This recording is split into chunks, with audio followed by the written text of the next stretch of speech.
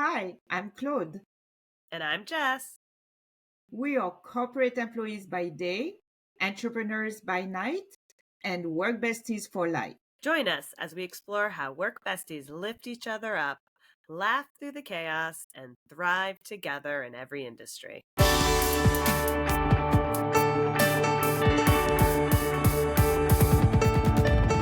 Work Besties! Today, we're super excited to welcome a dynamic duo who are making waves in the education and social media world. Thank you. I think we I'll need to take change. it. We need to change our text group now. Your tagline, it feels very fitting. We're super psyched to have you guys here. Ryan and Danielle are here to walk us through and talk about some interesting ways they became work besties and a little bit behind the scene on what they both do. So I'm excited because I think I'm going to learn just as much as everybody else. Ryan, do you guys want to introduce yourselves, give a little bit of background on who you are or what you do? First, because it's about you. This is about me. They approached me because this is based on my Instagram site. I understand. And I brought you. Yes. In fairness, I did ask, do you have a work bestie? Because your content is so compelling. It has to. He's lucky. But she inspires my content. I mean, it's more like in a roasting type of way that she inspires my content a lot. So please. So no, my name is Ryan and I'm a school psychologist. And this is my work bestie. I'll just go say she's a BCBA. That is a board certified behavior analyst. So I feel like they need to understand why you have to say it like that though. Yes, please. BCBAs are let's pause. They're very sciencey. Ryan is a school psychologist, and school psychologists do a lot of feelings. Okay, yeah. Which is great. They are about the feelings. I'm a behavior analyst, and so we look at behavior science and use behavior science to figure out why you do what you do, right? And so there's not a lot of feelings in science. There is. We do feelings. We just science it first. Right. So Ryan feels some type of way about a BCBA, and so he has to either target me in a meme and intentionally do it and make me angry and it's all good. It isn't fun, yes. But he knows he will get a sassy response back of everyone's like. But that reinforces my behavior, the sassy response. But everyone's always like, I know you did this on purpose. This was directed at me. Yeah, pressing little buttons. So I'm sure the people who don't know that we're friends are probably like, who is this psycho who's calling me out? And I don't want to get too much into the role. I mean, this is the podcast, so we want to be fun and not too much technical speak. No, but I do think, I was going to say, you do need a little technical speak because I don't think. We know. So we both work in the special education department of our school district, right? And so I'm more of the one that is evaluating, assessing kids for a special education eligibility. So that can include the eligibility of emotional disability, autism, and we also look at specific learning disability, intellectual disability. I mean, there are a number of ways you can qualify for special education. So once kids are actually in the program in special education, there are significant behavioral issues that are even too much for me to handle. That's when the BCBA comes in. And really just gets top tier. Just remember that. Top tier. I feel like there's more to that story. When you walk in and you want the cream of the crop liquor, that's where we are. We're on the top of the shelf. Okay. They are going to do an in-depth what's called a functional behavioral assessment. Okay. And it's going to be intense. Ryan and I sometimes have to do the same type of report. But the way that the reports are done are very differently. So then that's where it kind of comes into play of okay, that's great. I'm going to need you to fix this first before you give it to me. And Ryan's like, we're just going to go ahead and give it to Danielle. So then we're in meetings together and I'm texting him and I'm like, I'm not doing this. And he's like, yes, you are. And I'm like, no, I'm not. You need to update this. You need to do this, this, and this. And he was like, but this behavior is really hard. You should do it. And so that also happens on the back end when we're looking at each other on a Zoom. Is I'm aggressively texting him, telling him, don't give this to me. You need to fix this. Because there's different tiers. And so she's at the top tier. And so there's things that we have to do at the bottom tier before we look at involving the BCBA.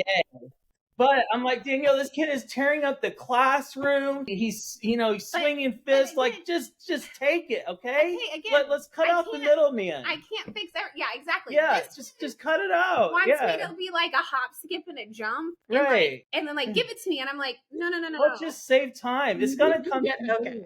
Do you see? I'm gonna put you two back into your corners. I'm telling you, it doesn't seem like work besties, but work siblings. It's work siblings. I love it. Yeah. Yes, because people will come to me and be like, can you tell Ryan? I'm like, oh, I'll tell Ryan. Yes, I will. No, we've been pulled into our supervisor's office before, and they have spoken to us about getting along. I mean, we do get along. I'll show you how much we get along. Exactly. But we do get along, but we will legitimately argue in front of people. And I'm like, no. And then it makes people uncomfortable because they're like, are they fighting? But I also stick up for you. Know what I mean? People come to me and say something, and I'm like, that's just Danielle. No, apparently not. Don't take it personally. That's just how she is. Boss is a little strong, a little abrasive, and yeah, I stick up for her. She has a good heart. This is new information. This is new information that Ryan is having to fix things, apparently. Okay, well, good news. I do the same thing for Ryan. I feel like there's a little bit of a tit for tat there. I'm going to assume with your personality, Ryan, that maybe sometimes she may have to intervene at times. Yeah. Always. I always have to intervene. And we just switched how we support, and I don't work directly with Ryan as much as I do. And there's a new girl, and she was like, "Oh, Ryan said I should." I said, "No, ma'am."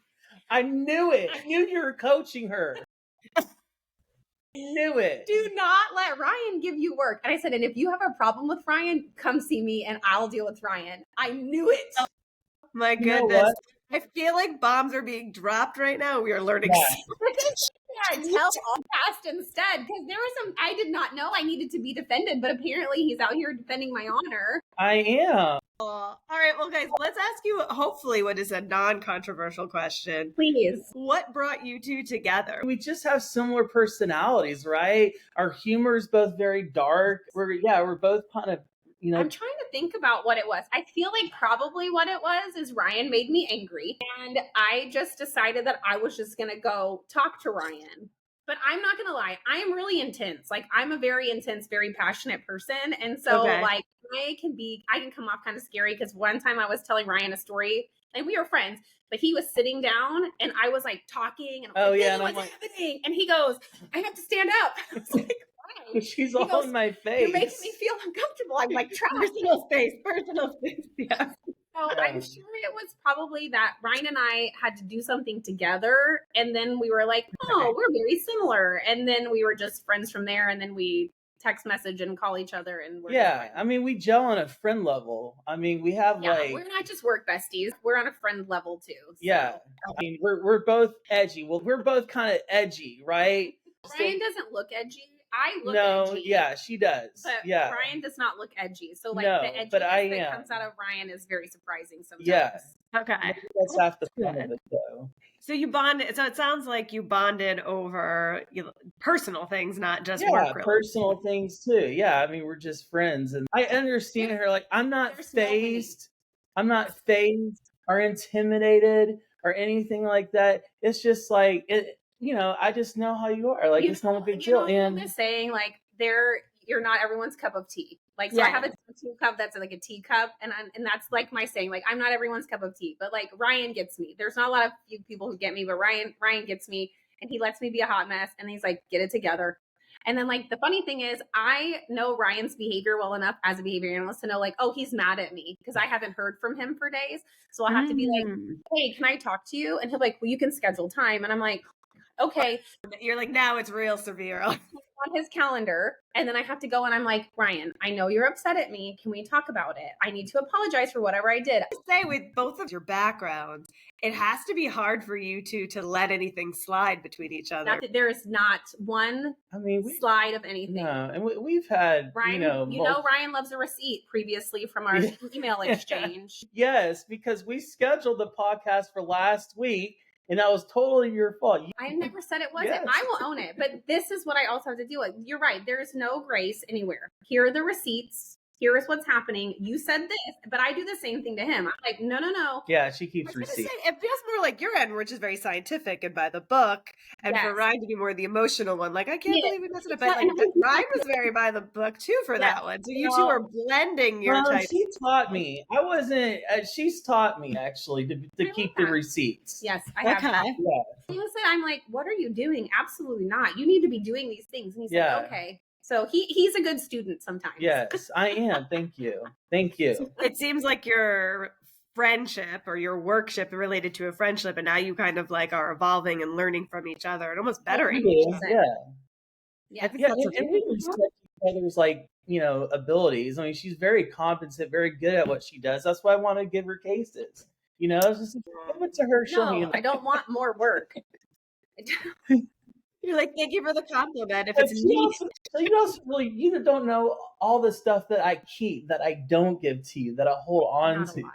No, she doesn't know because she doesn't even know about it. I do know about it. I know plenty about it. And how important has friendship really helped you in your position, in your line of work? How important that friendship?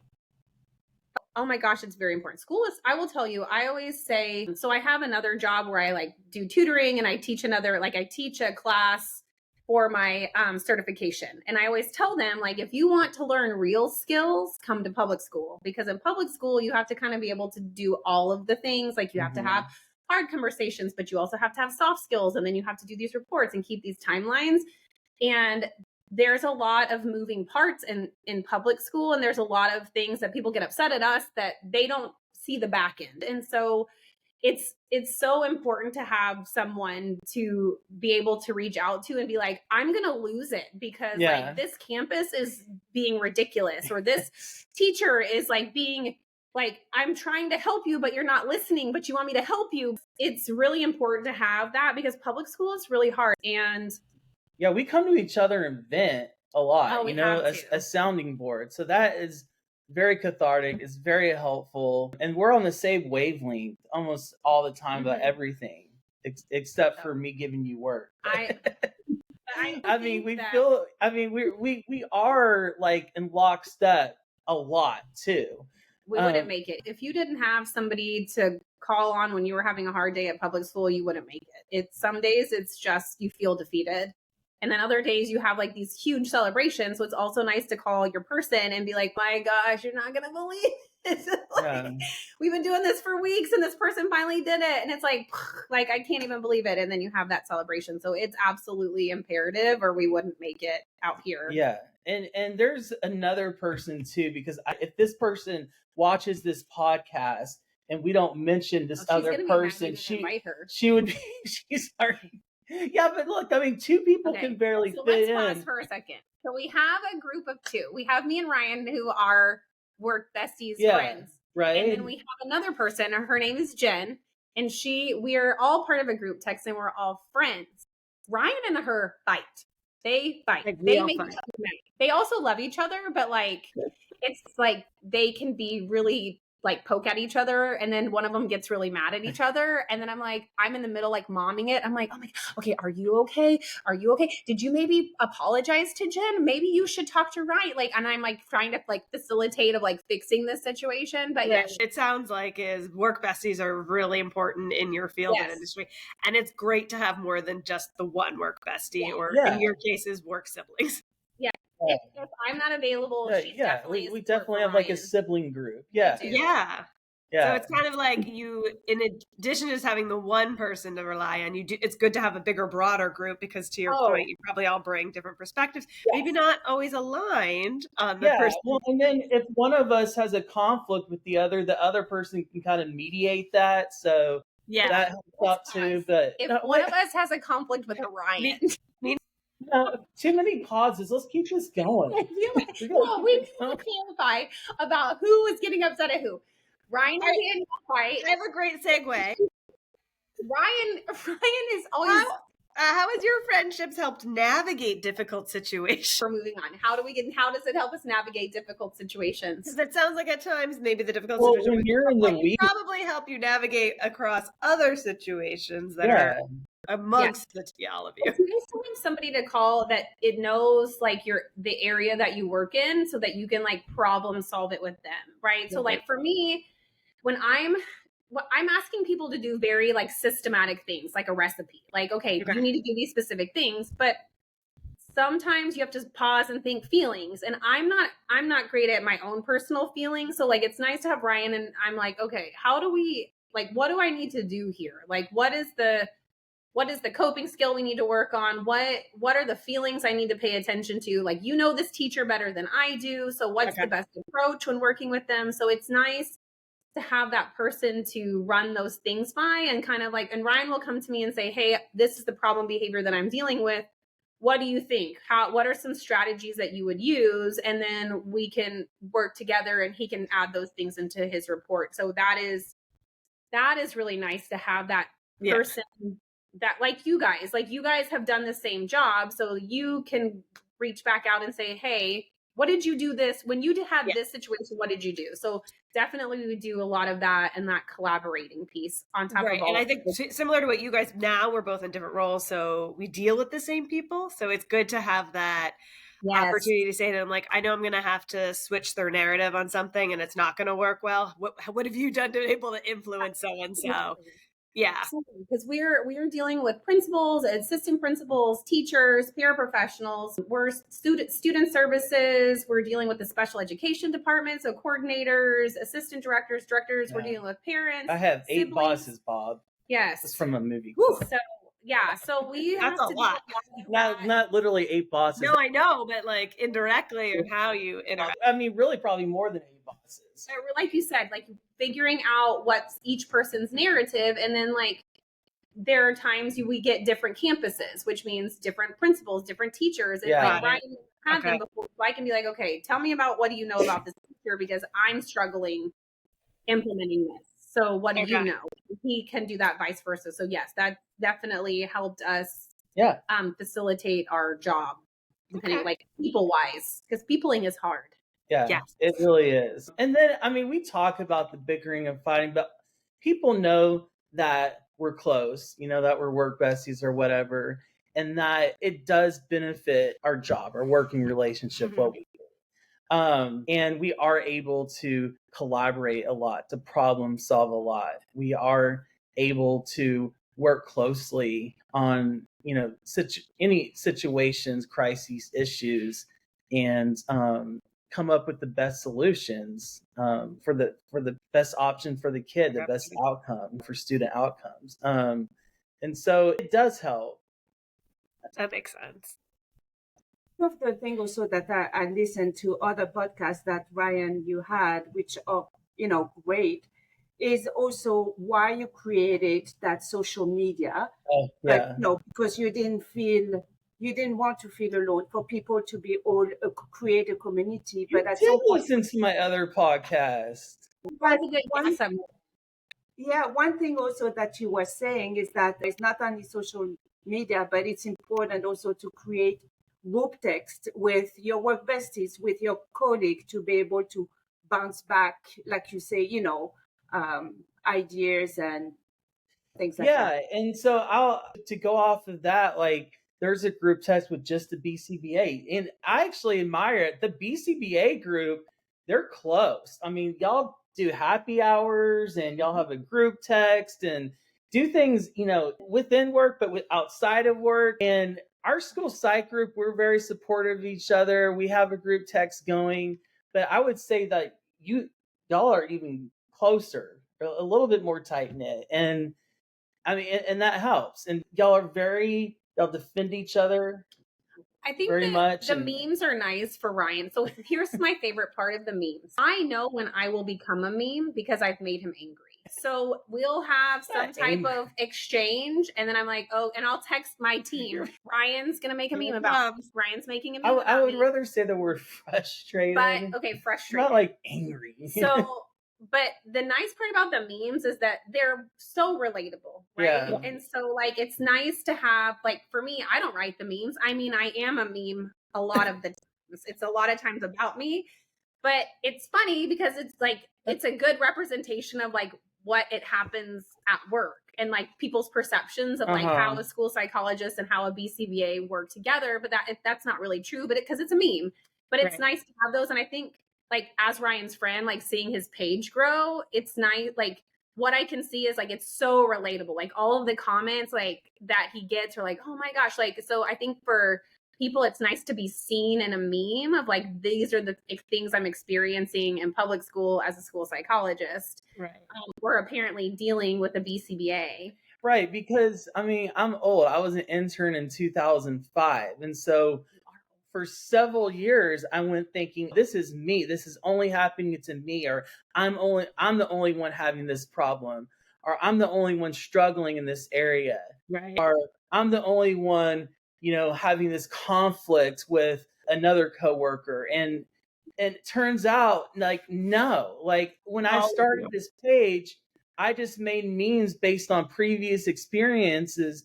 And then everyone was like, oh, yes, this is so relatable. This is me. And so I started to realize, I just kind of, took a stab at it. And then go ahead. So, well, I'm just laughing. So you can see this is the current meme. And I knew it was Ryan's meme. So this is why, like, this is a good just like representation for people. And the feedback on here is hilarious. And he has like 200. Well, hold on. So yeah, it's me what it is. A picture of Ben Affleck and Jennifer. And Ben Affleck is whispering in her ear, and she's labeled the BCBA, which thank you. And then he is labeled the school psychologist. But then the second picture is he's smirking, and Ryan's caption says, "You're not really a scientist." Oh, like, that's just me. That's a low. Why are we saying science at work? Like, I mean, unless it's a science. Like that's what's funny about his memes, you introduce yourself as basically a scientist to parents. That's weird. It gets him very upset. But like, what's funny is like the comments underneath are funny. Like people are here for all of this. Like, oh my gosh, yes, blah blah blah. And then like I come in and I'm like, I knew this was about me and blah blah. blah. But like they have to be JLo. Don't I look hot?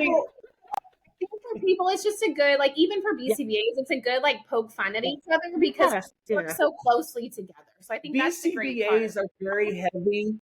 Let me explain. I should have explained this at the beginning. But BCBAs are very, very heavy on jargon. That's not true. That is true. No, it is. First of all, he doesn't know because in our ethics code, we can't even use those words. So do we use those with Ryan? Yes. Do we use those with teachers and parents? No. Like, for the audience, what is the name of your handle, your social media handle? Because you have quite a followers now. Thank you. It is World's Okayest School Psych. And actually made a meme like based on just being okay. Because at work, we sometimes get anxious about, the gravity of our role. I mean, we have imposter syndrome and things like that. And I made a meme that said, when someone calls me the expert at work, my urge to say, like, absolutely not. Like, I am not the expert, because I don't want people looking at me and relying on me to fix everything right away and have this magic wand. So can you see why I get work now? Yeah. He's like, that's what the top tier is for. But I have to. But if you think about it, it's relatable to everybody because I do feel that everybody has, in a way, an imposter syndrome. Right. I mean, maybe not everybody. You don't have to be a school psychiatrist or BCBA. I mean, I think that's why I started following you and instantly wrote to you because I was like, oh my gosh, your content actually does I know your intent, which is fantastic to create that community, but it definitely extends way beyond. Yeah. So it does translate across other industries as well, which is fantastic. I remember one, actually you did speak about it in one of the podcasts, waking up at 2:00 in the morning and having to redo a report. I mean, that can translate to every industry, the same as a work, right? you just wake up and you're panicking about something you think you did wrong, or you worded something incorrectly, or I need to fix this and I can't. And you can always go into work the next day and fix it, but you want it done right then because you're going to be anxious about it. There's so much isolation. Like, there are issues, with social media and the internet. I get that, but it also can be a helpful tool in a way too. And I just, a lot of people felt very isolated before we were able to have these communities and engage with each other. Thank you. I appreciate that. And thank you, Jess and Claude, too. Danielle, when are you going to start yours so that we can really have... I just contribute every once in a while to Ryan's and tag him. So I'm like, look, I am also cool. I know the world and honestly, I have to give her credit because, she only has a personal account. But she has over 1,000 followers just on your personal page. That's impressive. Yeah. Well, it also is because I work for my other company is Study Notes ABA that I work for, and she is really big on social media. So I have a lot of people who follow me, because I teach the class. If Ryan specifically posts a meme and it's in his story, I will come across it. Please look for me. I will be there. I'm excited. Definitely we will be. But yeah. You'll see Work Besties Do podcast, immediately like your comment and then be like, yeah. And you're like, you're right, Danielle. Tell him. That's the feedback. No, don't. Yeah, I'll block all of y'all. All of us. Block all of you. All of you will be blocked. I got mad at him, and I told him in a text message. I said, "I'll burn your podcast to the ground, or not your podcast, your Instagram page." Yeah. I was like, I will. Tupac. Others have tried, but I'll take him out. I have all the receipts. No, but anyway, you did inspire me because at first I'm like, I have to get more followers than you. That was my goal. So that's what that makes sense. We did that too with our original. We were like, we had one individual. Yeah, and then you just keep going, right? Yeah. I am happy for him. I am happy to be in the background and be the butt of his jokes, and then chime in every once in a while. Right. But Ryan, you have more inspiration than just Danielle and BCBAs. What are your other inspirations of things that you are? Well, it's just previous work experiences. Okay. Because I'm going into my 20th year. I think it's my 20th year. I can't keep up. But yeah, or 19, 20. But anyway, so it's just all previous work experience because I started this page about 2 years ago. So you're talking about 15 plus years of work experiences that I have to draw on when I'm making these memes. And then current issues too. And now when something happens and I get frustrated, I'm like, I'll just make a meme about it and I feel better. You know? I will tell you, there's a lot of times we're in the same meeting, but we're not sitting by each other. And I can tell based on the situation that we're going to get a meme. That we're going to get a meme. Or the situation is so awkward. And I'm like, what is going on? I'm like, a meme's coming. A meme is coming. I can tell when we're in the same meetings and something strange. And because you're always stuff is always happening. And there's a lot of times people say things and you're like, huh? Right. Or something happens and you're like, really, was this the best choice? And then I'm like, memes coming for sure. Yeah. These need to be. Yeah. Why get frustrated or upset or anything like that? I can make a meme. Thank you for the content. Thank you for the idea. And as you see from all the likes and the comments, this is not everybody's dealing with this all day long. Right. Across all industries, I think a lot of people are hesitant to talk about that openly, these projects, and I'm just not. Maybe that comes with age, because there was a time that I would have never started a page like that and created those memes. I would have been too paranoid, thinking I would get in trouble, but really, all my bosses, everyone follows me. But what's funny is when you see those TikToks about when you and your best friend go to HR, I always send those to him. I'm like, yeah, I'm just waiting for the day. But executive director follows me. Yeah, everybody follows me. They all follow me. So I figure if there's something that crosses a line, they'll just let me know. They'll let you know. Yeah, hopefully.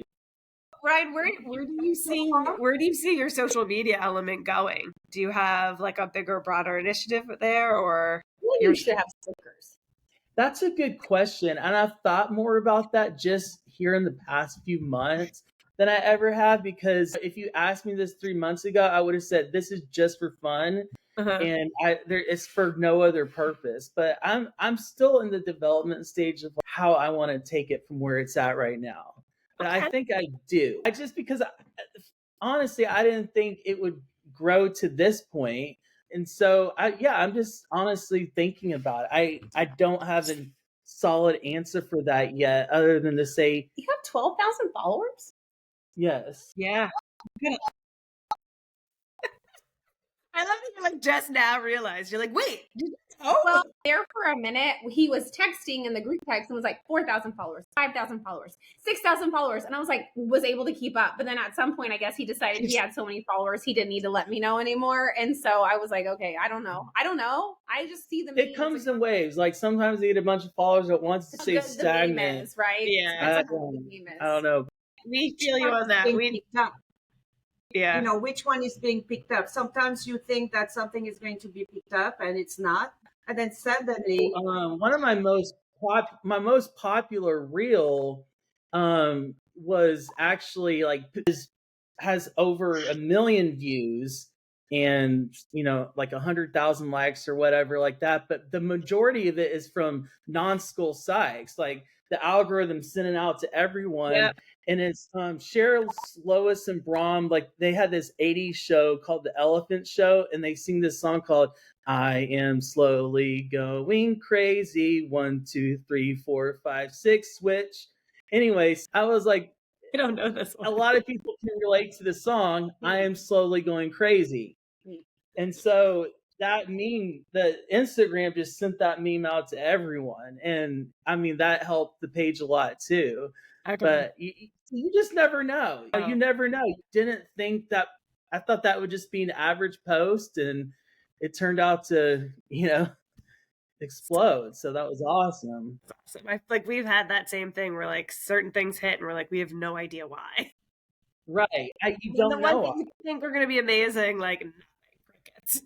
Yeah. And then I had another reel that hit, but like it invited so many just really inappropriate, like even for me, comments, and I was having too much trouble moderating it, so I just deleted it, even though that one got over 1 million views too. And I'm like, this is just too. Yeah. I didn't feel comfortable. Keep your brand. Keep your brand. Yeah, exactly. Right. I had to purge. All right. So I want to bring up 2 last questions for you. One is, because you two do have such a great rapport, what's a funny or embarrassing story that you have either collectively that occurred or of each other? I don't even know. I feel like every time we have to take a picture together, we have to take 75 pictures because we can never get one right. And then what was that one picture we took that was so awkward? Ryan, we took a picture one day in the hallway and Ryan was like, where do I put my arm? It was the most uncomfortable and awkward moment. And then like the picture is great because I'm like laughing and he's like, not touching me about that. I'm a man. Take a picture. He was like this weird straight. If you see pictures of Keanu Reeves taking pictures with fans, he's never touching them. The female, he's super stiff. Yeah, his arm is always like, well, you can't see it, but yeah, anyway. So that's what I was basically doing. It was just like, get in here. I was like, no, just take a picture with me. Stop being so weird. And he was like, no, it's. And so the picture, I mean, I was like basically by the end of it standing up, and you're like on the floor, like you're on the floor. Because you're still like, being so weird. Just take the picture. And he's like, where does my arm go? I said, where does your arm go? We're taking a picture. Just take it. Well, I'm very weird like that. Like, what do I do with what do I do with my eyes? Even on this podcast, I'm like, where do I look? What do I do? I know, I do that too. Don't worry. So that is a very funny one, is that like somebody was taking our picture and it was just like, I'm sure someone watching it was probably like, what is up with those? So uncomfortable. What is happening? And I'm crying laughing because Ryan is so awkward. And I'm like, just take the picture. So now I just lean in and I'm like, click. And I just take the picture because it was just now so awkward. You know how to work around your work bestie. Yeah. Well, and then like someone will come up and be like, oh, I'll take the picture. I'm like, no, selfies only, because selfies make me look better. When you take a picture, like, if someone's actually taking a picture of us, that is going to make me look like way too big. Like, but I'm not comfortable with it. Okay, so I look better in selfies. I only take a selfie now. I don't have anyone take our picture. Yeah, we only do selfies. You know your angles, right? My belly in the picture. So okay, what is your second question? Or we're never going to wrap it up because we could literally. Okay, so one of the main elements of that, what we're trying to do is create this movement and encourage people to have work besties and find their work besties. So the last question that we have for you is, do you have any parting words or advice for future generations, whether in your industry or outside, to really help either find that work bestie or find ways to facilitate that like relationship within your work? Ooh, I would say never judge a work bestie by their cover, right? Because what you think as though like they don't look like they would ever get along. Danielle and all her tattoos and her piercings, and then Ryan with his glasses, like I look way too clean cut. you right? do. Yeah. So I think You need it's like edgier glasses. Yeah. no, actually, we do have yeah. new glasses. We're not talking about your glasses right Okay, now. We're all right. not talking. They're new. We're gonna leave it at that, or you're never gonna get rid of us. Snap a picture for us, Ryan. I think that you just find your people, right? So you don't assume that you're not going to like someone based on what they look like or how they talk or do they work. Like your person is your person regardless. So just be open to the people that come into your life and make it better. You just go run with those people that make your life better.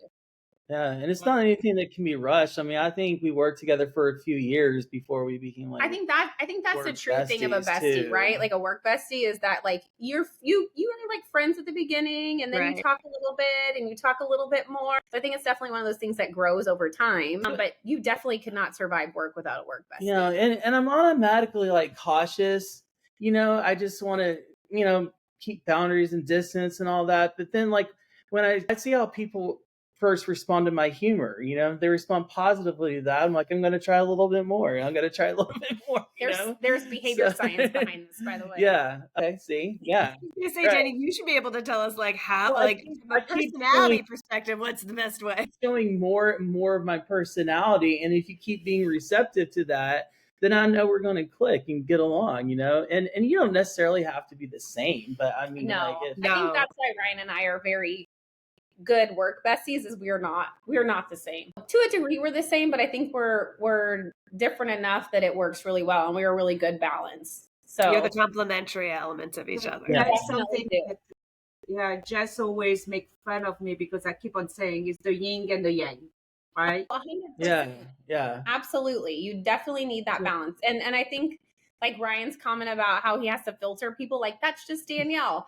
Like it's nice to know like you have somebody has your back, right? So they can say, hold on, no, that's really not how she is. Like she is a fantastic person. You just need to get to know her, right? And so same thing with Ryan. I'm like, don't let Ryan give you any work, but he is really great, and like here's your things. Well, I could tell you had that talk with her. We're starting or ending the same way we started.